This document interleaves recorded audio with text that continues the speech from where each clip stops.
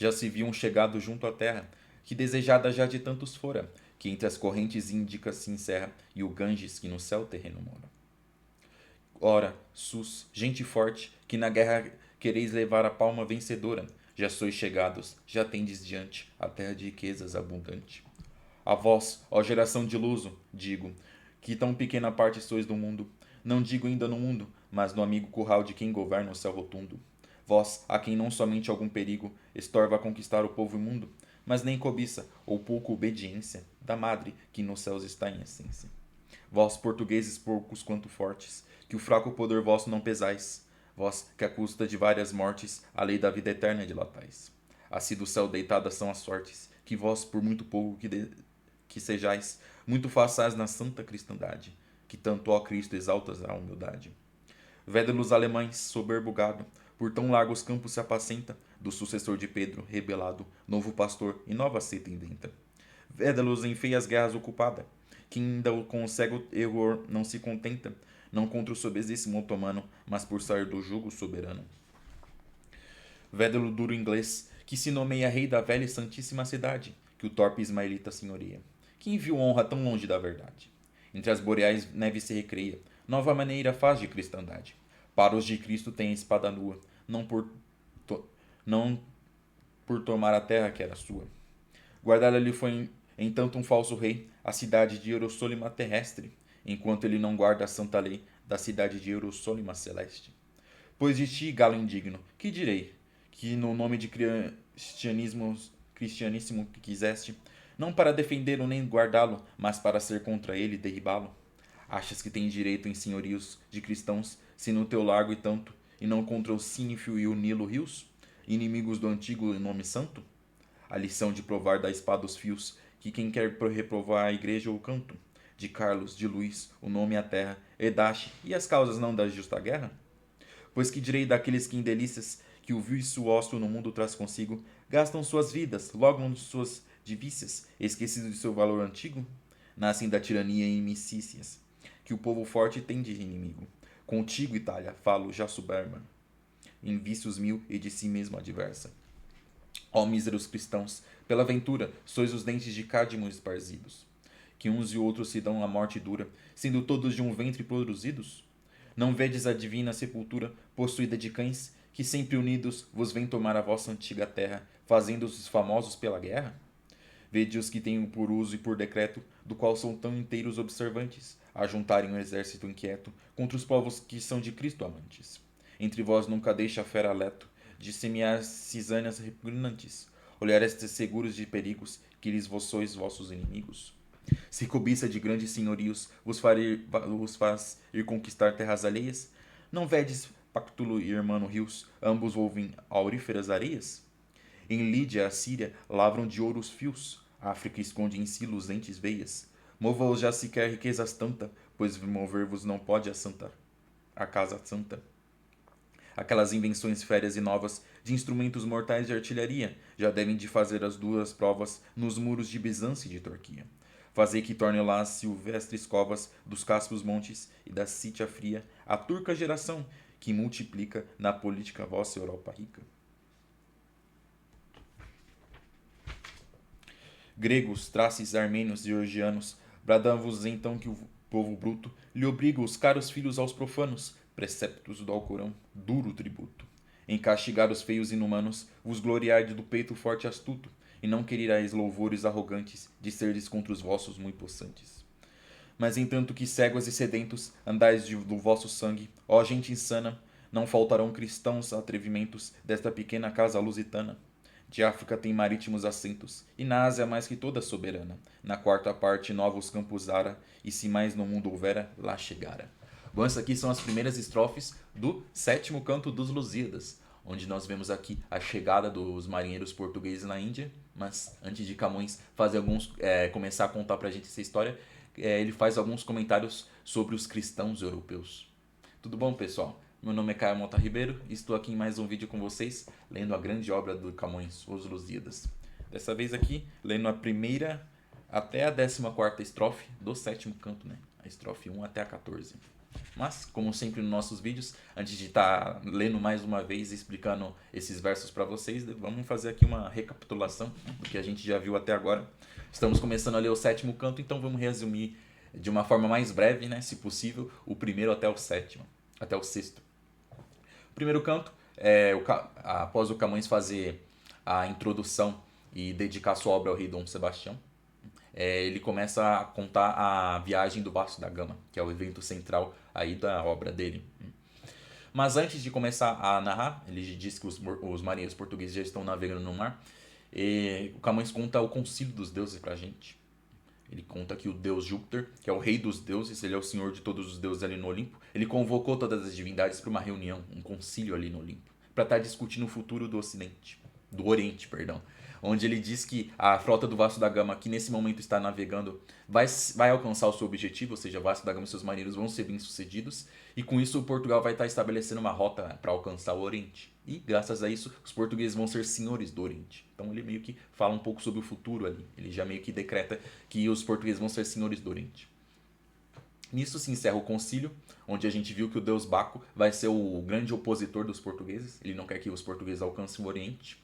Enquanto a deusa Vênus vai ser favorável ao Vasco da Gama e seus marinheiros, né? Ela é a deusa que vai estar sempre protegendo, intercedendo a favor deles. E nisso, ali já na estrofe 42, a 42ª, o Camões finalmente começa a narrar a empreitada do Vasco da Gama. É importante salientar, eu sempre falo isso em quase todos os vídeos para vocês, que lá no primeiro canto a gente já percebe que o Camões não começa a narrar a empreitada desde a partida de Lisboa.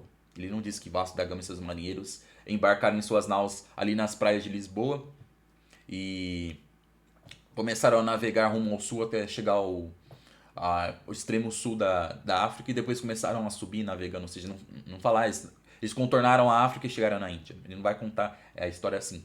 Ali no primeiro canto a gente vê que ele começa já narrando quando os portugueses já estão navegando no Oceano Índico. Eles estão ali navegando na costa africana oriental.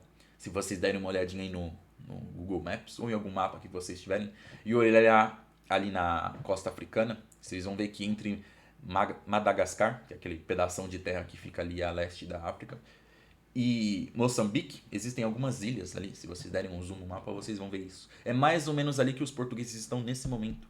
Camões diz pra gente que já é março de 1498. Sendo que Vasco da Gama e seus marinheiros deixaram Lisboa em julho, 8 de julho de 1497. Ou seja, já deu quase um ano de viagem e eles ainda não chegaram na Índia. Na verdade, eles têm um bom tempo de viagem ainda. E aí, ali no primeiro canto, no final do primeiro canto e também no começo do segundo, a gente vai ver o encontro dos marinheiros portugueses nessa região com os muçulmanos africanos. Como eu falei, né, o deus Baco, ele é o grande opositor dos portugueses, ele deseja destruir a frota portuguesa para impedir que os portugueses conquistem o Oriente. Então, ele vai estar manipulando os muçulmanos de Moçambique e de Mombasa contra os portugueses. Os portugueses só não caem numa armadilha mortal porque eles foram salvos pela deusa Vênus. Como eu falei, né? A deusa Vênus, enquanto Baco é o deus que deseja destruir os portugueses, a deusa Vênus é a deusa que deseja proteger, né? Ela tem um amor muito grande pelo povo de Portugal.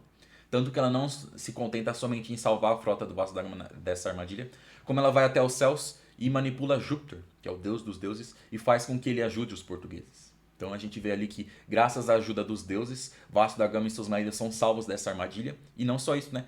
Eles são muito bem recebidos num reino africano que fica mais ao norte, que é o reino de Melinde. Isso já é o finalzinho do segundo canto, né? Graças aos deuses, os portugueses chegam nesse reino africano, que é muçulmano, mas apesar disso, eles são muito bem recebidos ali, esses cristãos são muito bem recebidos por esses muçulmanos.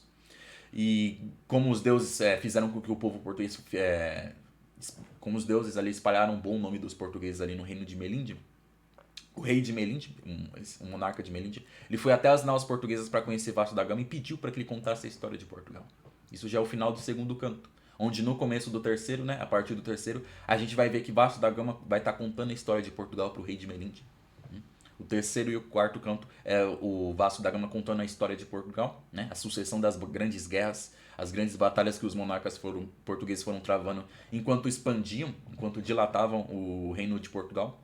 E no quinto canto é Vasco da Gama ainda falando com o rei de Melinde, só que agora ele está contando para ele sobre a sua viagem. O rei de Melinde pediu isso, ó, me conte a história de Portugal, me fale das grandes batalhas, da expansão do reino português pelo mundo, e depois me conte sobre a sua viagem, né? O que você viu, por onde você passou, desde que você saiu do seu reino até chegar aqui no meu reino, ou seja, do que Vasco da Gama e seus marinheiros viram desde que eles saíram de Portugal, enquanto eles navegaram contornando a costa africana, até chegar nesse reino muçulmano africano que é o reino de Melinde. Então, o terceiro, o quarto e o quinto canto é isso, é esse relato feito pelo Vasco da Gama. Esse encontro do Vasco da Gama com o rei de Melinde é uma justificativa para o Camões estar contando a história de Portugal. Porque eu sempre falo isso para vocês em quase todos os vídeos. Apesar do evento central dos Lusíadas que a gente está lendo ser a empreitada do Vasco da Gama rumo à Índia, essa viagem, essa grande missão, não é só isso que o Camões está contando para a gente. Como a gente vê lá na introdução da obra, que está ali nas três primeiras estrofes do primeiro canto, o Camões deixa bem claro pra gente, né? Camões, estou cantando nesses versos os grandes feitos do povo Portugal, os grandes feitos do povo lusitano, não somente do Vasco da Gama. Então, esse encontro do Vasco da Gama com o rei de Melinde é uma justificativa que o Camões tem para relatar pra gente tudo o que aconteceu na história de Portugal antes da empreitada do Vasco da Gama, ou seja, mais precisamente, né, toda a história de Portugal. Então a gente vai ver o Camões aqui exaltando os grandes feitos dos monarcas, dos guerreiros portugueses, que foram, né, como ele bem diz, dilatando a fé e o império. Então a gente vê isso no terceiro e no quarto canto. No quarto canto, né, enquanto Portugal já é um reino bem poderoso e influente ali na Península Ibérica, a gente vê que os portugueses já deixam, inclusive, a Península Ibérica, eles já começam a conquistar os territórios ali na África. Esse desejo de expandir o território português é uma constante entre os monarcas portugueses. Então, no final do quarto canto, quando a gente já chega na época do rei Manuel I, que é o rei contemporâneo do Vasco da Gama, a gente vê que ele deseja alcançar a Índia. Ali no final do quarto canto a gente viu que ele teve um sonho com a Índia, e ele interpreta esse sonho como um sinal, então ele vai e lança essa empreitada. Então, assim se encerra o quarto canto. O quinto canto inteiro, né, é o relato do Vasco da Gama, é o relato da viagem dele. Ele conta que a frota que ele comanda, né, deixaram Lisboa e foram navegando rumo ao sul. Depois de um pouco mais de 5 meses, se eu não me engano, 5 dias, eles chegam no extremo sul da África, onde fica o famoso Cabo da Esperança, o Cabo das Tormentas. Ali eles encontram o gigante Adamastor, né? O famoso encontro com o gigante Adamastor. E dali eles começam depois, né? Já tendo navegado até o máximo do sul, agora eles vão navegar rumo ao norte, né? Porque eles vão subir a costa africana para tentar chegar até a Índia. E ali a gente vê os vários problemas que os marinheiros, que o Vasco da Gama vai relatando que eles tiveram na viagem. Problema com tempestades, com correntezas muito difíceis, os encontros inamistosos com os nativos africanos. Problema com o escorbuto que eles tiveram, né? Por causa o alimento que os portugueses tinham estocado começou a estragar, que eles iam estocando principalmente começava a estragar, então eles começaram a ter uma dieta muito deficiente, né? Para quem lembra aí as aulas de história e de biologia, a doença, o escorbuto, é causado por uma deficiência de vitamina C. Então, né, uma dieta com pouca vitamina C acabou fazendo com que eles desenvolvessem ali o escorbuto. Então, tanto que vários marinheiros morreram. E se não bastasse isso, a insegurança, a tristeza dos portugueses com relação ao futuro da empreitada. Porque, principalmente quando eles passam ali do Cabo da Boa Esperança e começam a navegar pela costa africana oriental, já no Oceano Índico, eles estão navegando já um tanto às cegas. A partir desse momento, a partir desse local, é o primeiro momento, é a primeira vez que uma frota portuguesa está navegando por ali. As frotas anteriores ao Vasco da Gama, elas foram até ali. Então, o Vasco da Gama meio que tinha um caminho já um tanto determinado. Mas quando ele chega ali, ele sabe que ele tem que navegar rumo ao norte, mas ele não sabe como. Ele nem sabe o que ele vai encontrar ali no caminho. Então, ao longo de toda essa passagem, a gente vê os portugueses tentando, de uma forma muito frustrada, obter alguma novidade sobre a Índia. Eles só vão obter alguma novidade um tanto concreta quando eles se encontram com os muçulmanos. Só que, como a gente viu, lá no primeiro e no segundo canto, o encontro com os muçulmanos nessa região foi bem hostil.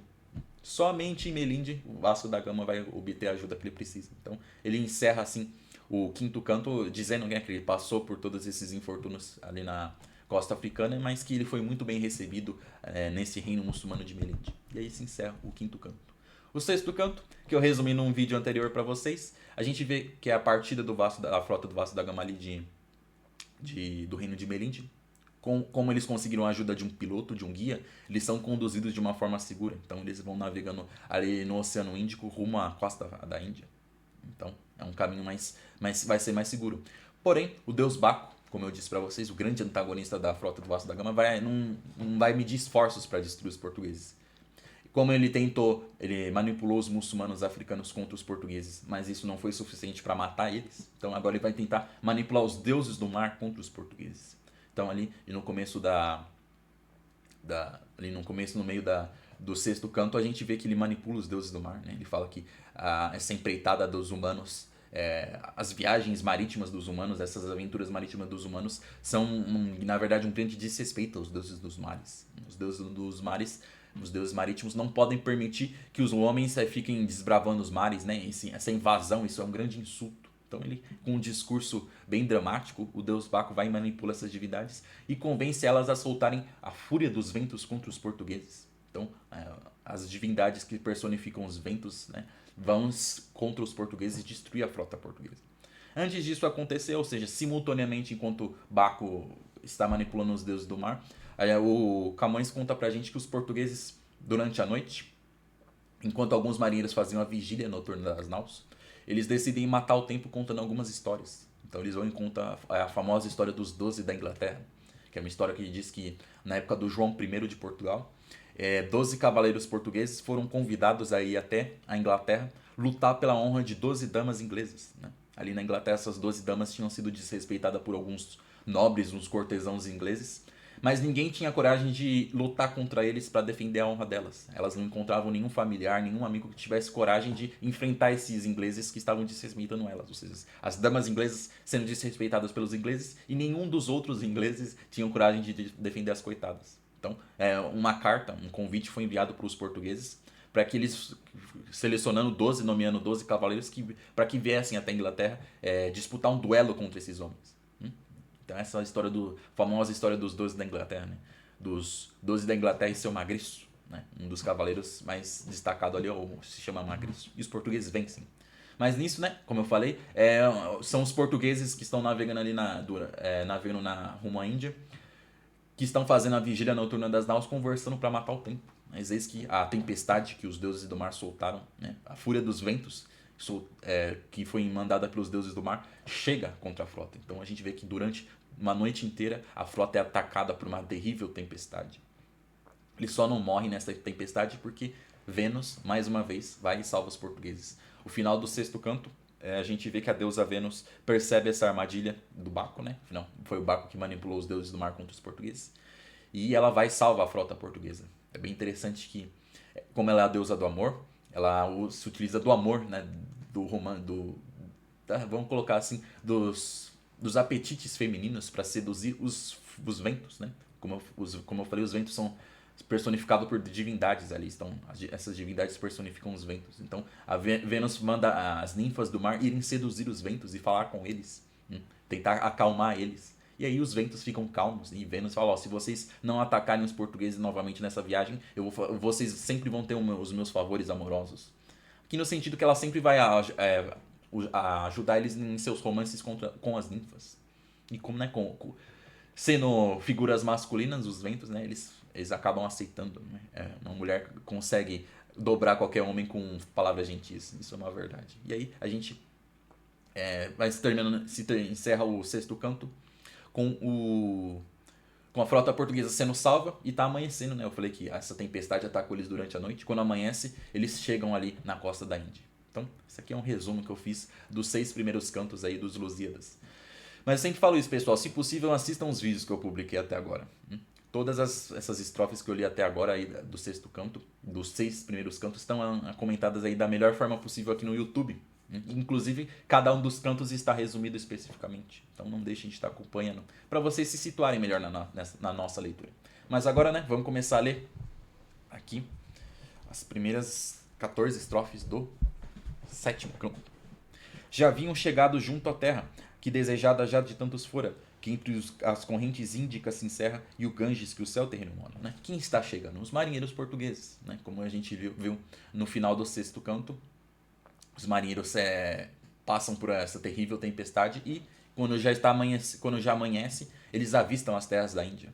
Aqui, como eu falei, tinha um piloto guiando eles, né? Um piloto de Melinde, que foi cedido pelo rei de Melinde para estar guiando os portugueses. Ele diz, olha, essa aqui é a terra de Calicut. Essa aqui. É importante, a gente vai ver mais pra frente, mas a Índia nessa época não era unificada. Então ela é dividida em vários reinos. Aqui, se eu não me engano, eles estão chegando na província de Malabar. E aqui nessa província tem o reino de Calicut. Então eles vão chegar nesse reino e que tem uma cidade que chama Calicut. Então é nesse local que eles chegam. Então a gente está vendo aqui, né? Já vinham chegados, né? Quem estavam chegados? Quem é esse sujeito no plural que está chegando? São os marinheiros portugueses, é a frota lusitana. E aqui, né? Aqui é uma forma poética de se referir à Índia, né? Junto à terra que desejada já de tantos fora, a terra que eles tanto desejam, que ela é muito desejada. O Camões coloca pra gente que as terras do Oriente, principalmente da Índia, eram muito famosas, né? O rio Indo, o rio Ganges eram famosos no mundo inteiro. Tanto, lá na Europa, que é tão distante, era conhecida, né? Uma terra abundante em riquezas. Então, aqui é uma forma poética de dizer que eles estão chegando ali. E aqui ainda explica mais, né? As correntes índicas se encerram, ou seja, as terras que se encerram no Oceano Índico, que é a Índia. E o Ganges, que no céu terreno mora, ou seja, onde fica o rio Ganges. A mitologia diz que o rio Ganges ele nasce lá do paraíso, lá do alto. O rio Indo e o rio Ganges nascem do paraíso e vem descendo aqui. Então, esse termo aqui, que no céu terreno mora, ou seja, o Ganges começa, ele mora, né, lá no céu, é uma referência a isso, né, dito que é um rio que nasce lá no paraíso. Ora, sus, gente forte, que na guerra quereis levar a palma vencedora, já sois chegados, já tendes diante a terra de riquezas abundante. Aqui é o Camões falando, meio que como falando na segunda pessoa, falando diretamente com os portugueses, dizendo, olha, grandes portugueses, vocês que são um povo vencedor, né? Vocês que querem que são grandes militares conquistadores, né? Esse termo aqui. Guerra quereis levar a palma vencedora aqui. Que é uma forma de dizer que eles são conquistadores, vencedores. Não, está dizendo, vocês já chegaram nessa terra que vocês tanto desejam, nessa terra aqui de riquezas abundantes, né, com muitas riquezas. Então aqui é uma forma poética de dizer que os portugueses chegaram na Índia. E aqui ele ainda começa a falar mais um pouco com eles, né? A vós, ó geração de luso. Então aqui, né, o vocativo, geração de luso. Como a gente já viu várias vezes, principalmente lá no começo, nos primeiros cantos, na mitologia é dito que existe um homem chamado Luso, que ele conquistou aquela região ali da Lusitânia, onde, ali da Península Ibérica. Ele gostou tanto dali da Península Ibérica que ele colocou no próprio nome dele naquela região. Então, Lusitânia, a mitologia diz, né? Mitologia portuguesa diz que descende de um grande conquistador chamado Luso. Então é por isso, ó, geração de Luso, tanto que Luso aqui está em maiúsculo. Isso, os descendentes de Luso, que são os lusitanos, que é uma forma poética de se referir aos portugueses. Então, ó portugueses, né? Eu Camões digo, que tão pequena parte sois no mundo, né? Vocês são uma pequena parte no mundo, né? Vocês são pequenos, né? Não digo ainda no mundo, mas no amigo curral de quem governa o céu rotundo. Ele está falando que aqui a gente vai ver se desenvolvendo ao longo dessas estrofes. Eu já vou meio que resumir o que a gente vai estar lendo, mas é uma crítica que Camões vai estar fazendo aos cristãos da Europa. Ele vai meio que dizer que o cristianismo na Europa está se enfraquecendo, que os reinos cristãos eles se preocupam primeiro, estão entregues aos vícios, entregues aos seus próprios interesses e se esqueceram de defender e está expandindo o cristianismo no mundo. Ele fala que o Islã está crescendo no mundo, está tomando conta da Europa e que os outros reinos cristãos não estão fazendo nada. O único que faz alguma coisa, o único que é amigo do cristianismo de verdade é o reino de Portugal, o Império Português, como a gente vê aqui, ó. Né? Amigo do curral de quem governa o céu rotundo. Quem é o curral? Aqui é uma forma de se referir à igreja, aí ao cristianismo e a Cristo, né? Uma forma de se referir à cristandade como um todo, né? E aí que a gente vai ver ele desenvolvendo isso, né? Portugal é o único império que está se preocupando em enfrentar os muçulmanos e está expandindo o cristianismo no mundo, né? Vós portugueses, aqui não somente algum perigo estorva conquistar o povo imundo, mas nem cobiça ou pouca obediência de madre, que nos céus está em essência. Né? Aqui madre é igreja. Então vamos ler aqui de novo. Não somente algum perigo estorva conquistar o povo imundo, ou seja, vocês não temem enfrentar nenhum perigo para estar conquistando os povos imundos. Quem que é o povo imundo no caso? No caso aqui é uma forma pejorativa que o Camões se refere aos muçulmanos. A gente vê isso ao longo de toda a obra aqui dos Lusíadas. Quando o Camões vai se referir os muçulmanos, ou às vezes até algum povo pagão, algum povo bárbaro, algum povo gentil, ele sempre se usa de palavras pejorativas, termos pejorativos. Então, povo imundo aqui são os muçulmanos, a gente pode entender. Também qualquer povo que não seja cristão, Então é isso que ele está dizendo. Vocês que não têm medo de enfrentar os muçulmanos, mas sem cobiça ou pouca obediência da madre que nos dois céus em essência. Ou seja, vocês mantêm ainda, apesar da desobediência da igreja. Aqui é uma crítica que ele pode fazer à igreja. Nessa época já estava ocorrendo, já tinha, que o Camões está colocando aqui, que o Camões escreveu isso, eles até escreveram isso no século XVI. Os Lusíadas ele é publicado em 1572, se eu não me engano.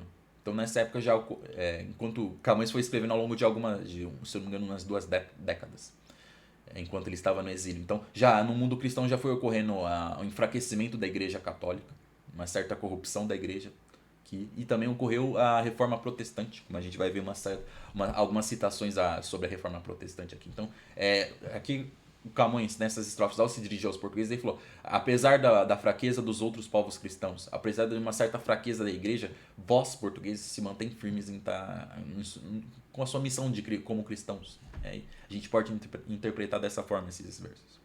Vós, portugueses, poucos quanto fostes, fortes, que o fraco poder vosso não pesais. Ou seja, apesar de serem pequenos, né? A gente sabe, né? Os portugueses são um povo pequeno ali. Apesar deles, nessa época, provavelmente serem o maior império do mundo. Nessa época aqui. E a gente vai ver isso no final, na última estrofe que a gente vai ler, na 14ª. Eles ainda são um pouco numerosos quando comparados a toda a cristandade do mundo. Então eles são os únicos que estão certos, né? Como o Camões coloca aqui pra gente, vocês são poucos.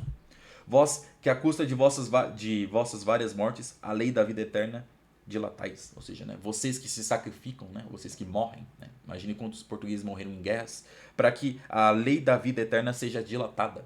Dilatar é expandir. E o que é a lei da vida eterna? Que é uma forma poética de se referir ao cristianismo, a religião de Cristo.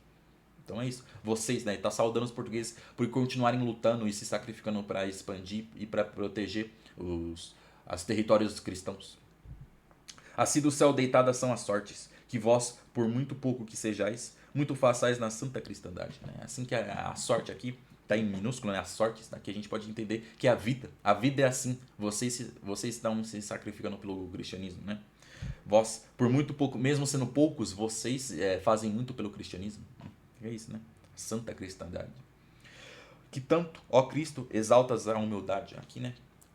Aqui a gente pode se referir nesse termo aqui, Cristo exalta a humildade, que acho que dá para entender que os portugueses, mesmo sendo poucos, eles são abençoados por Cristo, por não se deixarem levar pela cobiça. Que a gente vai ver a crítica que dá para interpretar que o Camões vai fazer aos outros povos cristãos, é que eles deixaram o poder, a cobiça, os interesses subirem a cabeça. Em vez de se manterem humildes, serem bons cristãos, eles se deixaram levar pelos seus próprios interesses. Mas os portugueses não. Os portugueses se mantêm ainda como cristãos humildes e ainda fazem o que deve ser feito. Então, é uma forma de se interpretar isso. Vede-los alemães, soberbo gado, que por tão largos campos se apacenta, do sucessor de Pedro rebelado, novo pastor e nova seita inventa. Agora aqui a gente vai ver o Camões criticar, depois de ter elogiado os cristãos portugueses, né, elogiar os portugueses, ele vai criticar os cristãos de outros povos, de outros reinos. Aqui a gente vai ver criticar os cristãos alemães. Então aqui, ó, soberbo gado, que por tão largos campos se apacenta, ou seja, né, ali é uma referência aos povos alemães, do Sacro Império Germânico. Se eu não me engano, ele já estava, nessa época aqui que o Camões está colocando, ele ainda existia. Então ele era muito vasto, um império muito grande. Então, né, apesar de ser um império tão grande, do sucessor de Pedro rebelado, vocês se rebelaram contra o sucessor de Pedro. Quem é o sucessor de Pedro? Quem é Pedro? Pedro é São Pedro, primeiro Papa. O que o Papa representa? Ele não é o representante da igreja? Então, né, nessa época, já, como eu falei, já tinha ocorrido o protestantismo. Na Alemanha, né, nos reinos alemães, nos reinos germânicos. Então, foi ali que aconteceu isso e os alemães se rebelaram contra a igreja. Que é uma forma poética de dizer isso, né? Novo pastor e nova seita inventa, né? Uma nova seita, né? O protestantismo, desculpa aí a gagueira, ele dá para se interpretar como uma seita cristã. Então aí que é uma forma até pejorativa que a gente pode se referir. Afinal, o Camões ele é um católico. Então, ao se referir a qualquer coisa que não seja um cristianismo católico, ele vai falar de uma forma negativa. Então, aquele criticando esses povos alemães.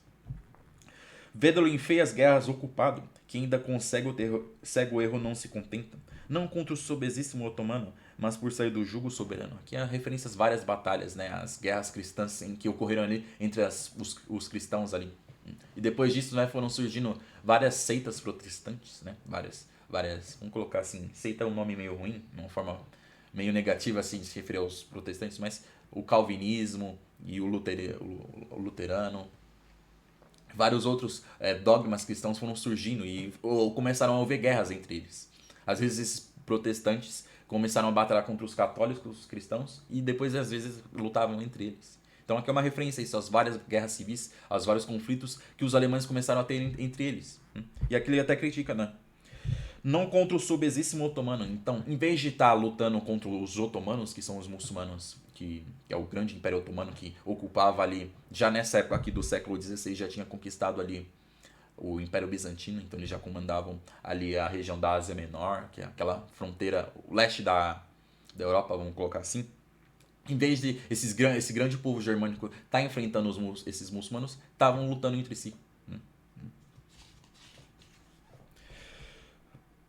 Vede-lo duro inglês, que se nomeia rei da velha e santíssima cidade, que o torpe ismaelita senhoreia. Quem viu honra tão longe da verdade? Agora, né, depois de criticar os alemães, Camões vai criticar os ingleses, né? Agora vejam, né, depois de mostrar, ó, vejam os alemães, né, ele criticou os alemães, agora vejam os ingleses, né, ele vai estar agora criticando os ingleses. Que se nomeia rei da velha e santíssima cidade. Qual é a velha e santíssima cidade? É a cidade de Jerusalém. Que é uma referência, até anotei aqui, ao... Eita, cadê? Aqui, ó, o rei Ricardo I, né, Coração de Leão. Famoso que, vamos colocar assim, líder da Terceira Cruzada, né? O famoso rei muçulmano Saladino, né? O grande Saladino, ele tinha conquistado Jerusalém. E em resposta a isso, os cristãos lançaram uma nova cruzada, que foi a terceira. E ele, o Ricardo Coração de Leão, Ricardo I, ele se dizia, né? Ele que é um rei inglês, ele se dizia Senhor Rei de Jerusalém, né? Se nomeou como Rei de Jerusalém. Então, aqui é uma referência aos ingleses, né? Que o torpe ismaelita senhoria, ou seja, os ingleses se dizem senhores dessa cidade, de Jerusalém, sendo que nessa época ela estava sob o controle dos otomanos já. Então aqui é o torpe ismaelita senhoria, ou seja, o torpe ismaelita é senhor, né? Que é uma referência negativa aos muçulmanos, né? Torpe, ruim, maligno, ruim, sujo às vezes, né? Uma forma pejorativa de dizer isso. Então aqui é uma forma poética de se referir aos ingleses, né? E aqui ele até solta uma pergunta entre parênteses. Quem viu honra tão longe da verdade? Ou seja, quem disse que essa honra de ser senhor de Jerusalém está tão longe da verdade? Quem pode afirmar que isso é verdadeiro? Aqui é uma forma de dizer que é uma mentira.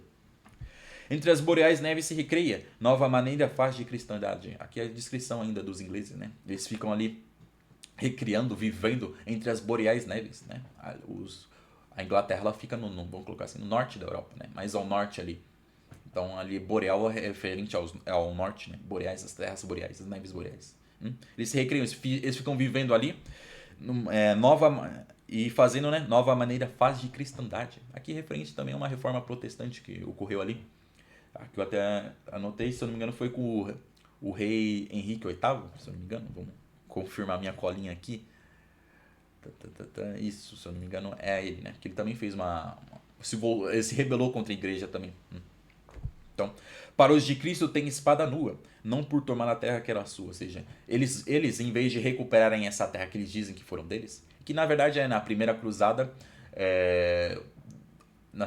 quando os cristãos conquistaram Jerusalém, quem ficou ali sob o comando foram, sob um tempo, quando não eram franceses, eram nobres ingleses. Então, isso é uma referência a isso. Então, esses ingleses que se dizem senhores dessa terra até hoje, em vez de voltar suas espadas contra contra os muçulmanos que estão ocupando essas terras, eles, para os de Cristo, têm a espada nua, ou seja, se voltam contra os cristãos. Que é uma referência às guerras que os ingleses travaram contra os cristãos, e uma certa perseguição que ocorreu ali entre eles mesmos, né? Essas perseguições religiosas que ocorreram entre os cristãos. Guarda ali por entanto um falso rei a cidade de Eurosólima terrestre, enquanto ele não guarda a santa lei da cidade de Eurosólima celeste. Então aqui é uma referência ao rei da Inglaterra, né? Quem ocupa a cidade de Eurosólima terrestre. Aqui Eurosólima é um nome Se não me engano, o nome em latim de Jerusalém. Quer dizer isso, né? Hierosolima. Solima. Então é isso, né? Esse nome aqui. Ele está dizendo aqui, ó. Um falso rei, a cidade guarda, né? Possui a cidade de Jerusalém terrestre. Que é uma referência ao falso rei. É um rei muçulmano que ocupa ali. Se eu não me engano, nessa época que a mãe está escrevendo isso aqui, que já é o século XVI, ela já está ocupada pelos otomanos. Então, né? Os ingleses permitem que os otomanos ocupem a Jerusalém terrestre, enquanto ele não guarda a santa lei da cidade de Jerusalém celeste. Que é a cidade de Jerusalém celeste? Né? É o paraíso, aqui vamos refletir, é o cristianismo católico. Ou seja, o rei da Inglaterra permite que os muçulmanos ocupem Jerusalém, enquanto ele, o rei da Inglaterra, abandona a lei de Cristo. É isso, é uma crítica ali por ter largado a igreja, abandonado o catolicismo. Pois e ti, galo indigno, que direi? Agora ele vai se referir a um outro povo, né? Ele criticou os alemães, criticou os ingleses, agora ele vai se referir a um outro povo, né? Agora ele falando até diretamente para esse povo. Pois de ti, galo indigno, que direi? Que galo é esse? Vamos ver que galo é esse, né? Que o nome cristianismo quiseste, para não defendê-lo nem guardá-lo, mas para ser contra ele e derribá-lo. Bom, galo, né? Galo é a referência à Galícia, à Gália, as regiões da Gália. Quem lembra qual é a região da Gália? É a França. Gália é o nome daquele território francês na antiguidade, né? Foi a província, uma província romana depois. Quem ainda lembra aí das aulas de história, né? O famoso Júlio César, cônsul romano e general dali da República, que depois veio ser ditador. Ele é muito famoso pela campanha militar dele ali na França, né? Ele sai ali, a República Romana ainda não tinha conquistado aqueles territórios, então ele marcha para ali e faz uma guerra ali durante, se não me engano, 8 anos ali contra os povos bárbaros, né, que estavam ali, os gauleses. Então, quem é que habita a região da Gália? São os franceses. Aqui é uma forma de ser poética do Camões se referir aos franceses e criticar eles também. Tá criticando todo mundo, todos os povos cristãos. Não para defendê-lo nem guardaste, mas para ser contra ele e derribá-lo. Aqui é uma referência aos conflitos que os cristãos franceses travam com outros cristãos. A gente vai ver isso o Camões desenvolvendo mais pra frente, né? Ele fala, ó, vocês cristãos não tem que ficar batalhando entre vocês. Vocês têm que batalhar contra os muçulmanos, contra os povos gentios, contra qualquer outro povo que não seja o cristão. Não entre vocês. Essa é a crítica que ele vai estar desenvolvendo. Achas que tem direito em senhorios de cristãos, sendo teu largo e tão largo e tanto? Ou seja, você acha certo, francês, ficar conquistando dos territórios dos outros povos cristãos, sendo que o seu já é tão grande? Então é isso, essa referência aí, né? Os cristãos batalhando e guerreando entre si para conquistar um território do outro, sendo que os povos africanos estão ali para serem conquistados, os povos do Oriente Médio, os povos da Ásia. A gente vai ver ele desenvolvendo isso mais para frente, mas aqui eu já estou falando para vocês, pra gente não ficar confuso, né? Porque aqui nessas estrofes ele não fala, ele só fala assim, galo indigno. Quem é galo indigno? Que cristão é o galo? Não sei, mas aí a gente desenvolve, né? Galo vem Galícia, uma forma poética de se referir à região da Gália. Então aqui. E não contra os Cínifo e o Nilo Rios, inimigos do antigo nome santo. Aqui tá falando, ó, vocês franceses estão batalhando e conquistando, vocês que já têm um território tão grande, estão tomando dos cristãos, mas estão fechando os olhos para os povos do Sífino e Nilo Rios, ou seja, os povos que habitam esses rios, que é o rio ali da África, do Oriente Médio, nos rios ali do Oriente Médio, ou seja, ele está fechando os olhos para os inimigos muçulmanos. É isso, né? Inimigos do antigo nome santo. Quem são os inimigos do nome santo do cristianismo? São os muçulmanos. Então é essa crítica que ele faz, né? Os franceses estão lutando contra os cristãos em vez de estar lutando contra os muçulmanos. A lição de provar da espada os fios em quem quer reprovar da igreja o canto. De Carlos de Luís, o nome a terra herdaste e as causas não da justa guerra. Aqui ele está criticando eles ainda, né? Aqui é uma referência. Carlos de Luís, quem é esses Carlos de Luís? Que os franceses herdam ao nome à terra. Carlos é o famoso Carlos Magno, né? Foi o grande imperador ali da França, imperador cristão. E Luís, que eu até anotei, né? É São Luís, foi também um monarca muito zeloso. É dito que ele é o único rei francês que foi canonizado como santo, né? São Luís. Eles são exemplos de cristãos, exemplos de guerreiros cristãos. Aqui o Camões menciona eles para criticar os franceses, falando, ó, vocês herdaram o nome deles, mas de frente deles vocês não estão, mas não herdaram aqui, né, falando as causas não da justa guerra, ou seja, da guerra contra os muçulmanos. E o São Luís, se eu não me engano, ele também participou de uma cruzada, também lutou contra os muçulmanos. Que é a crítica, né? Mais uma vez falando para vocês, os cristãos lutam entre eles e em vez de estar lutando contra os muçulmanos. Pois que direi daqueles que em delícias, que o vil ócio no mundo traz consigo, gastam as vidas, logram as divícias, esquecidos de seu valor antigo. Agora ele vai se referir a um outro povo. O que eu vou dizer desse outro povo aqui, em delícias, que o vil ócio traz mundo, ou seja, que está ali embebido nos vícios do mundo? Gastam as vidas nesses vícios, né? Logram as divícias, né? Esquecido do seu valor antigo, ou seja, aqueles que se esquecem de seu antigo valor, esse povo, algum povo cristão, que teve um valor muito antigo, que foi muito honrado no passado, mas que hoje vive entregue nos vícios, né? Nascem da tirania imicícias, que o povo forte tem de si inimigo. Contigo, Itália, falo, já submersa em vícios mil e de ti mesma adversa. Agora ele está falando dos italianos. Ou seja, esse povo aqui que teve uma, né? Vamos ler aqui de novo. Esquecidos de seu valor antigo, ou seja, um povo que se esqueceu de seu antigo valor. Os cristãos italianos, o povo italiano descende dos romanos, que foi um grande povo do mundo, né? O Império, Reino Romano, a República Romana. Eu falei aí do Júlio César, né? As grandes conquistas do Júlio César. Depois a gente teve o grande Império Romano. Então tá falando, ó, agora depois de criticar os alemães, os ingleses, os franceses, agora Camões vai criticar os italianos. Então, né? Nasce da tirania e homicídios que o povo forte tem de si inimigo. Aqui é uma referência às guerras civis que ocorrem ali na Itália. A Itália, nessa época que Camões está cantando, ela não era unificada. Então eram várias cidades-estados que viviam lutando, guerreando entre eles. Então é isso, né? Os cristãos lutando entre eles ali mais uma vez, essa crítica. Além de tudo, né, estarem entregue aqui aos vícios. Né? Ó míseros cristãos, pela ventura sois dos dentes de casmo desparzidos, que uns aos outros se dão uma morte dura, sendo todos de um ventre produzidos. Agora ele vai se referir a todos eles, né? Ele criticou esses povos, esses vários povos cristãos, agora ele vai criticar eles como um todo. Então aqui ele está fazendo uma pergunta. Ó míseros cristãos, está falando com eles, ó cristãos miseráveis. Pela aventura, sois dos dentes de cádmio desparzidos? Né? Dentes de cádmio. Cádmio foi um, se eu não me engano, ele foi na mitologia ele foi um grego que ele acabou ao chegar ali na região da Grécia. Eu acho, deixa eu ver se eu tenho fácil aqui anotado. Aqui, ó. Foi o fundador de Tebas, na cidade de Tebas, se chamou Cádmio. E é dito na mitologia que ele enfrentou uma serpente e ele matou ela. E ela era tão grande que os dentes dela, na hora que ele cortou, os dentes dela caíram e se espalharam pelo chão.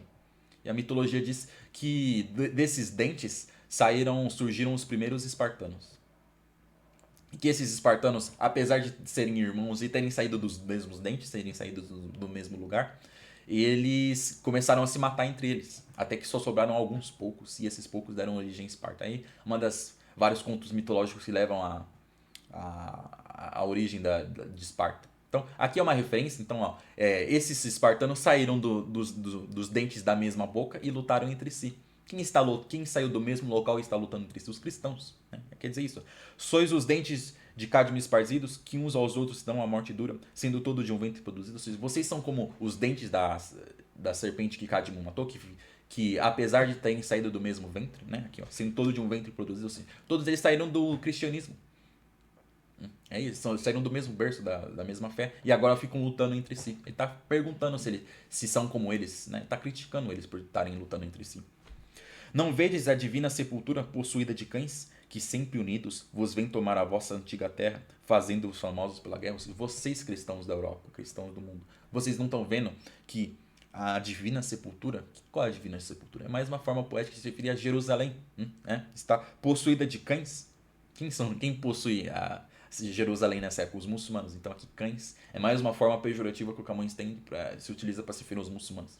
Mas falando, vocês não estão vendo que Jerusalém está dominada pelos muçulmanos? E eles que se unem e vêm tomar a vossa antiga terra, fazendo-se famosos pela guerra. Aqui são referências às grandes vitórias que os muçulmanos obtiveram contra os cristãos.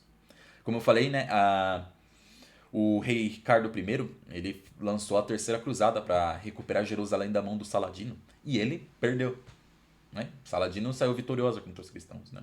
Saladino, inclusive, foi muito reverenciado e saudado pelos próprios cristãos. Afinal, ele foi é dito que ele foi um grande protetor dos cristãos. Né? Ele derrotava eles e quando ele capturava, ele não matava, não torturava, ele libertava. Ele era apesar de ser um inimigo dos cristãos, ele é muito reverenciado por nós cristãos como sendo um líder muito bondoso, né? Um grande rei.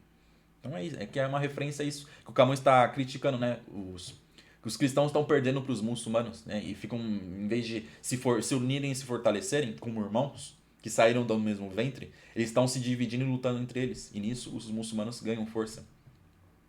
Vedes que tem por uso e por decreto, do qual são tão inteiros observantes, a juntarem um exército inquieto contra os povos que são de Cristo amantes. Aqui está falando sobre a união dos muçulmanos contra os cristãos. Isso aqui é uma referência a isso. Veja, ou seja, vocês cristãos, vejam eles, os muçulmanos, que têm por uso e por decreto, do qual são tão inteiros observantes. Ou seja, os muçulmanos, eles seguem à risca a lei deles. Eles são inteiros observantes, eles seguem à risca. E por uso e por decreto eles se unem. Ou seja, que é uma forma poética de dizer que eles, seguindo a religião deles, se mantêm unidos, e ao se manterem unidos, ajuntam um exército inquieto contra os povos que são de Cristo amantes. Ou seja, vejam, cristãos, vocês estão batalhando entre vocês, só que os muçulmanos estão ali no canto, se reunindo, se unindo e formando um grande exército que está conquistando os nossos territórios. Essa grande conquista aqui se destaca pelo que aconteceu no final do século XV, isso, do século XVI. Não, isso, do século XV, né? O Império Otomano conquista Constantinopla, os otomanos conquistam Constantinopla. A gente vai ver uma referência ainda disso aqui. Mas é isso, né? Os muçulmanos se unem e formam um grande império, um grande califado islâmico. E os cristãos, nessa época, o Camões está vendo, estão todos divididos ali. O cristianismo está se enfraquecendo, o cristianismo se divide e os cristãos se dividem e brigam entre si, em vez de estar brigando contra esses inimigos. Então, é isso, né? Entre vós nunca deixe a fera Alecto de semear cisâneas repugnantes. Alecto, se eu não me engano, é uma das fúrias, mas aqui é uma divindade, aqui é colocado como uma divindade que semeia a discórdia entre os cristãos. Então aqui, né, ela nunca deixa de semear cisâneas repugnantes, aqui, né, a discórdia. Então, a discórdia está sendo semeada entre vocês, cristãos. Parem com isso, né? Olhais, estáis seguros de perigos que eles e vós sois vossos inimigos, né? Ou seja, vejam que quem são os seus verdadeiros. Vocês não são seus inimigos entre vocês são irmãos. Aqui, recapitulando o que a gente viu na estrofe anterior. Então, vocês são irmãos, não lutem entre si. Vocês não veem que o verdadeiro inimigo está. Que é o outro, que o muçulmano é o verdadeiro inimigo. É isso que o Camões coloca pra gente. Se cobiça de grandes senhorios vos faria conquistar terras alheias, não vedes de pactolo e ermos rios, ambos volvem auríferas areias. Agora ele vai tentar questionar o motivo que leva os cristãos a estarem lutando entre eles e vai falar, ó, se vocês estão lutando entre eles por causa de riquezas, né? Se cobiça de grandes senhorios vos fazer contra as terras alheias, se vocês vão contra as terras dos outros cristãos por motivos de riqueza, por que vocês não se voltam contra as terras dos muçulmanos? Ele vai estar enfatizando isso. Então, ó, não vedes pacto e ermos rios, ambos volvem auríferos areias, ou seja, vocês não veem os rios, esses dois rios aqui são rios ali se eu não me engano, são rios ali do Oriente Médio, da Ásia Menor, da região que estava sendo controlada pelos otomanos nessa época. E aqui, né, auríferas areias. Aurífero é auro, quer dizer ouro, dourado, areias douradas, ou seja, rios, regiões repletas de ouro, de riquezas, regiões abundantes, muito afortunadas. Então, criticando, né? Vocês cristãos, se vocês estão desejando riquezas, por que vocês não vão conquistar as riquezas dos inimigos muçulmanos em vez de ficarem lutando entre vocês? É isso que o Camões está enfatizando. Em Lídia, a Sídia, lavram de ouro os fios. A África esconde em si luzentes veias. Mova-vos já sequer riqueza tanta, pois mover-vos não pode a casa santa. Ou seja, se vocês não são movidos aqui pela casa santa, ou seja, pela causa do cristianismo, porque pelo menos vão lutar contra os muçulmanos para tomar as riquezas deles. E aqui ele menciona, né, mais alguns outros territórios que não são cristãos e que podem ser conquistados, né? Lídia e a Síria lavram de ouro os fios, ou seja, os fios são tecidos roupas com fios de ouro ali na Lídia e a Síria, né? Que é as regiões do Oriente Médio, regiões pérsicas. A África esconde em si luzentes veias, os povos bárbaros da África, que bárbaros eu utilizo aqui o termo do Camões, mas são os povos que não eram nem muçulmanos, que às vezes seguiam algum paganismo, alguma religião mais própria deles, assim. Então, é uma referência a esses povos. Como a gente viu na passagem do Vasco da Gama, ali no quinto canto, onde o Vasco da Gama descreve o rei de Melinde a passagem dele pela costa africana, ele foi descrevendo vários reinos. Então, muitos desses reinos não eram cristãos e seguindo essa lógica que o Camões coloca, eles deveriam ser conquistados, né? Então ele está questionando isso, né, esse trofe. Se vocês não vão lutar pelo cristianismo, pelo menos lutem contra os muçulmanos pela cobiça. Pelo menos vocês não vão estar se enfrentando. Aquelas invenções feras e novas de instrumentos mortais de artilharia já devem te fazer as duras provas nos muros de Bizâncio e de Turquia. Agora ele está falando, ó, vão testar suas novas armas de guerra contra os muros da Turquia de Bizâncio. Como eu falei, o Império Bizantino tinha sido conquistado pelos turcos, pelos otomanos. Então ele falou, ó, vão testar as suas armas de guerra, que são as bombardas, né? Aqui no século XVI, né, a gente viu, né, as naus portuguesas já tem canhões de artilharia. Então eles já poderiam estar voltando a esses instrumentos de guerra tão poderosos contra os muçulmanos, em vez de estarem lutando entre si. Aqui falando o Camões falando para os cristãos. Fazer que torne lá as silvestres covas dos Cáspios montes e da Sítia fria a turca geração. Ou seja, vão lá atacar os turcos e mandem eles de volta para a toca deles. Que ele utiliza esse termo toca, né? Silvestres covas, não é toca não, covas, né? Que aqui é uma referência às montanhas, às cavernas, que esses povos, que muitos desses povos árabes, mais ali do Oriente Médio, se vocês, por exemplo, o famoso Afeganistão, ali é uma série de cavernas ali, muitas montanhas ali. Esses povos são acostumados a habitar em cavernas ou viverem nas montanhas. Então aqui é uma forma de se referir a eles e dizer, ó, cristãos, vão lutar contra eles e expulsar eles dessa região, expulsem eles de volta para as terras deles. Né? A turca geração que se multiplica na polícia da vossa Europa rica, né? Polícia, no começo do vídeo eu prestei atenção, acho que eu li política, mas aqui é uma crítica falando que os cristãos já estão se expandindo pela Europa enquanto, né, os muçulmanos se expandem pela Europa, né, já que os cristãos ficam brincando entre eles. Gregos, traces, armênios, georgianos, bradando-vos estão que o povo bruto lhe obriga os caros filhos aos profanos preceptos do Alcorão, duro tributo. Aqui ele está mencionando alguns dos povos cristãos ali do leste europeu que foram dominados pelos muçulmanos. Então aqui os gregos, traces, armênios, georgianos estão bradando, ó, vejam cristãos aí da Europa, esses irmãos cristãos estão bradando que o povo bruto, ou seja, os muçulmanos, né, mais uma forma pejorativa de se referir aos muçulmanos, né, lhe obriga os caros filhos aos profanos preceptos da Torá. Que é uma forma de dizer que os povos cristãos desses ali do leste europeu, que foram dominados pelos muçulmanos, estão tendo que ver os seus filhos serem obrigados a se converterem ao Islã. Então isso acontecia geralmente quando os muçulmanos dominavam o reino.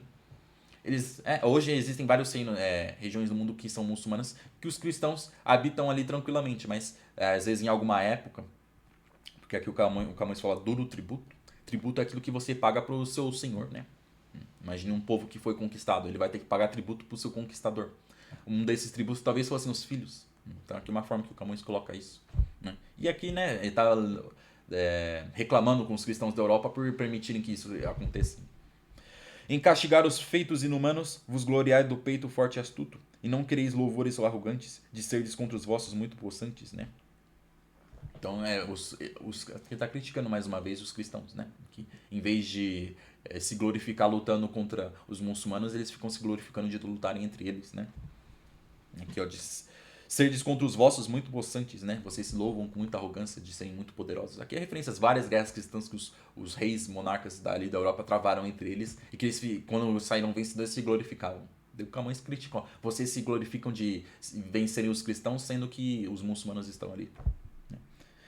E agora ele termina de criticar os cristãos e volta a louvar, e aqui é a última estrofe que eu vou estar lendo com vocês agora, né, a 14ª, né, ele vai voltar a elogiar os cristãos portugueses, o povo de Portugal. Mas entanto que cegos e sedentos andais de vosso sangue, ó gente insana, ou seja, mas enquanto vocês, gente insana, estão cegos aí no meio da sua cobiça, então, né, cegos e sedentos andais de vosso sangue, ou seja, vocês estão cegos enquanto vocês se banham no sangue dos seus irmãos, ou seja, vocês estão cegos enquanto ficam se matando, não faltarão cristãos atrevimentos nesta pequena casa lusitana, né? Enquanto vocês, cristãos da Europa, ficam brigando entre vocês, aqui em Portugal, não vai faltar a coragem cristã dos portugueses. Que os cristãos os cristãos de Portugal vão se mostrar corajosos. De África tem marítimos assentos e na Ásia mais que toda soberana. Aqui é uma referência, né? Aqui as conquistas que Portugal já tinha nessa época. Que o Camões está escrevendo isso aqui no século XVI. Lembrando, né, o Camões publica os Lusíadas em 1572. Então, tudo que ele está falando, ele escreveu, ele está falando aqui, esses eventos, esse problema do cristianismo na Europa, acontece ali nas décadas anteriores a essa publicação.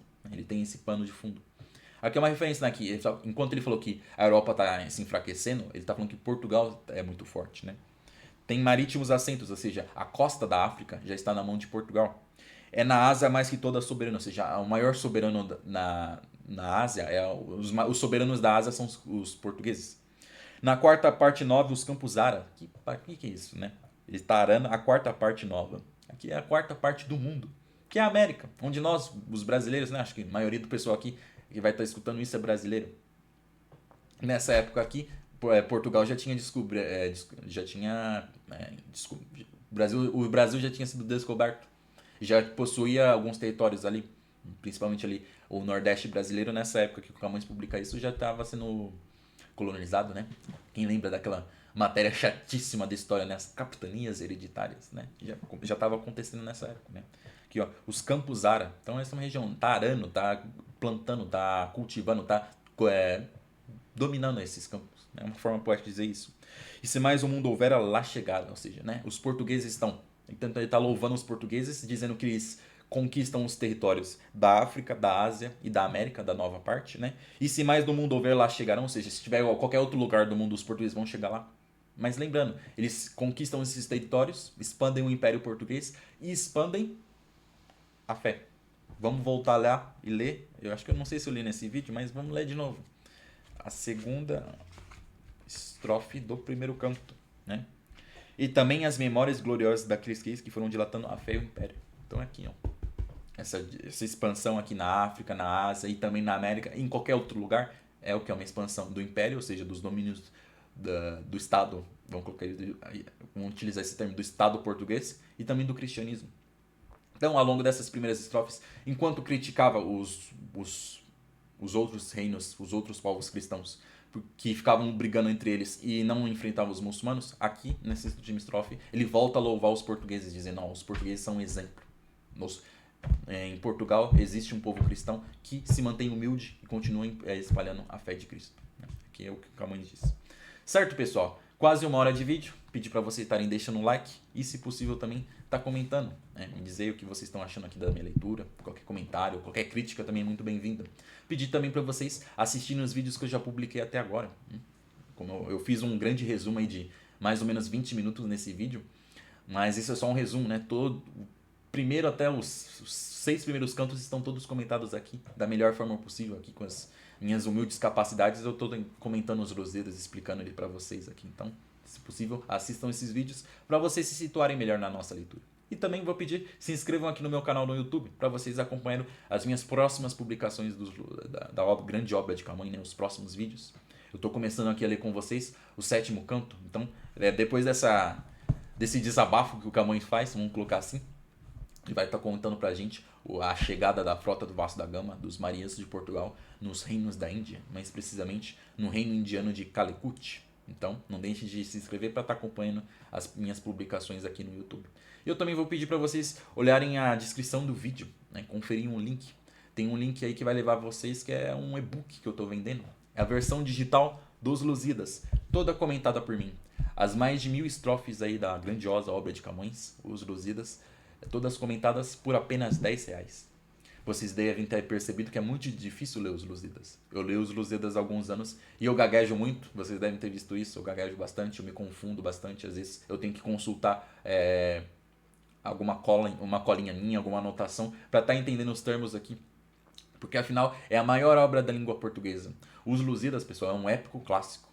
O épico é a literatura e a poesia no seu nível mais alto. E se não bastasse isso, o Camões o Camões também canta seus versos pra gente, utilizando um português bem arcaico e bem truncado. Então é difícil ler. E se não bastasse isso, ele vai citar divindades, seres mitológicos, personagens da antiguidade, generais, locais históricos. A gente viu aqui ele citando vários povos da Europa, ele citou o Rio Ganges, ele cita um monte de coisas. Então, ter um manual, ter um guia é fundamental para auxiliar a nossa leitura. E esse é o objetivo desse book que eu estou disponibilizando para vocês. Por apenas R$10, as mais de 1000 estrofes ali que compõem os Lusíadas, todas explicadinhas. R$ 10 tá de graça. Eu tenho certeza que vocês não vão estar se arrependendo de estar adquirindo, certo? Então é isso. Meu nome é Caio Mota Ribeiro e eu agradeço a audiência de vocês. Um forte abraço. Fiquem com Deus.